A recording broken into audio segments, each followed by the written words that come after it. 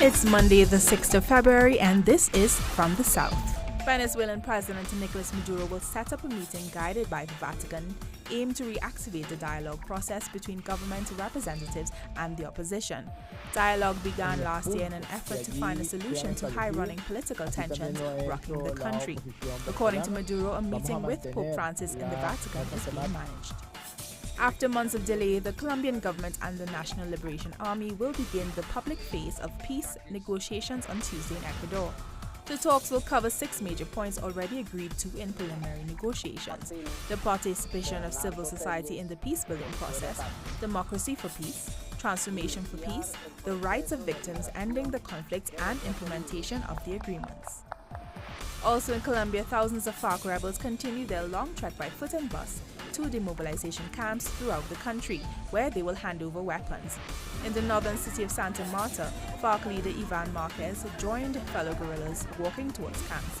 According to Colombia's High Commission for Peace, over 5,700 guerrillas have already entered the zone. Prosecutors are preparing an arrest warrant for former President Alejandro Toledo, who is accused of receiving millions of dollars in bribes from embattled Brazilian construction firm Odebrecht. Authorities have detected that $11 million was already transferred to an associate of Toledo, leading investigators to raid Toledo's house in Lima on Saturday. The former president's current whereabouts are unknown. At least 23 people died and 34 more were injured on Sunday in Honduras when a bus and a transport truck crashed on the outskirts of the capital city, Tegucigalpa. Authorities told the local media that the truck driver was speeding and driving out of control when the collision happened. The truck driver was detained for an investigation, but police confirmed he was not drunk at the time of the crash. At least 35 Cuban doctors and health professionals boarded planes from Bogota, Colombia to Miami after Washington granted them visas to resettle in the United States. The visas were granted through the now scrapped Cuban Medical Professional Parole Program. The doctors are the first to arrive in the U.S. after the end of the program that allowed hundreds of doctors to leave their foreign mission stations for new lives in the U.S. U.S. President Donald Trump reiterated the country's support for NATO, but returned to his primary criticism of the organization. While speaking to troops at an Air Force base in Florida, Trump called for NATO members to make their full and proper financial contribution to the alliance. Trump has agreed to meet with the alliance leaders in Europe in May.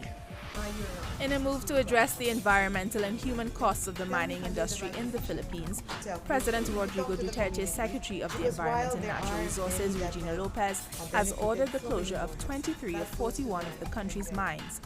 The move has angered the mining industry, which has threatened to fight back through legal action.